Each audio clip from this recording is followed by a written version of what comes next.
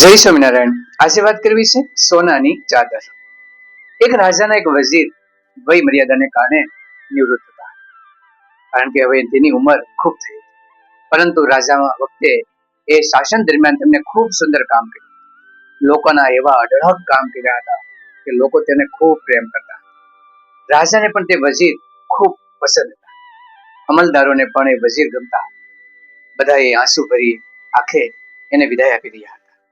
એ સમયે રાજા ખૂબ ખુશ હતા. એને વિચાર્યું કે આ વઝીર હંમેશા યાદ રાખે ને એવી એક ભેટ મારે એને આપવી છે. આથી રાજાએ ખૂબ કિંમતી કરોડો રૂપિયાની કિંમતી સોનાના તારવાળી ચાદર તૈયાર કરાવી. અને એ વિદાય કાર્યક્રમની અંદર એ સોનાના તારવાળી ચાદર એ વઝીરને ઓઢાડી. અને લોકો દંગ થઈ ગયા કે આવું સન્માન તો કોઈનું નહીં મળે. વઝીરે ચાદર જોઈ સોનાના તાર ઝબકારા મારે છે કે વઝીરે તરત ચાદર પોતાના નાકે અડાડી અને નાક સાફ કર્યું. આમ સોનાના તારવાળી ચાદરમાં એ વઝીરે પોતાનું નાક સાફ કરી અને ગંદુ કરી હળહળ કરી અને સાફ સૌની જાહેરમાં આપી. રાજાને ખૂબ દુઃખ લાગ્યું. અમલદારો અને અધિકારીઓ પણ વિચારવા લાગ્યા, આ શું કર્યું હશે? આવા બુદ્ધિશાળી, આવા ડાયા, અને આ સોનાની ચાદર એમાં નાક સાફ કર્યું. ત્યારે રાજાને થોડો ગુસ્સો આવ્યો. કહ્યું કે તમે કેવી વાત કરો છો? આ મોટી ઉંમર થઈ, હું બુદ્ધિ વહી ગઈ તમારી? આ સોનાના તારવાળી કેટલી કિંમતી ચાદર મેં તમને ભેટ આપી અને તમે તરત તેમાં નાક સાફ કરી નાખ્યું. તમને જરાય વિચાર ન આવ્યો? ત્યારે વઝીર હસવા લાગ્યા કે મહારાજ, આ તો સોનાની ચાદર છે. ભગવાને તમને મને આ સોનાના ચાદર કરતા આખું સોનાનું કહેવાય ને આટલું કિંમતી શરીર આપ્યું છે. આપણે શું કર્યું? મેં શું કર્યું?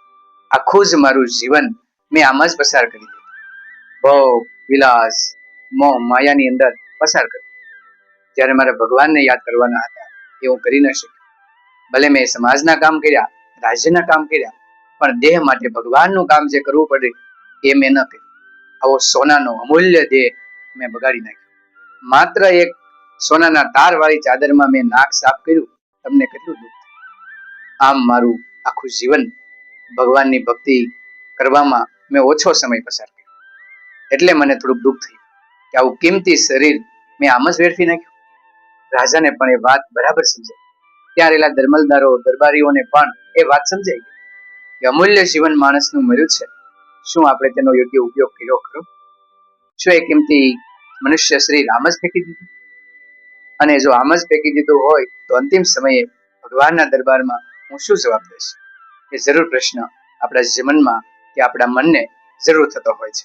આમ એ વઝીર અંતે પણ લોકોને સુંદર ઉપદેશ આપી અને હવે પછીનું જીવન ભગવાનના કાર્યની અંદર વહેતું કરવા માટેનો સંકલ્પ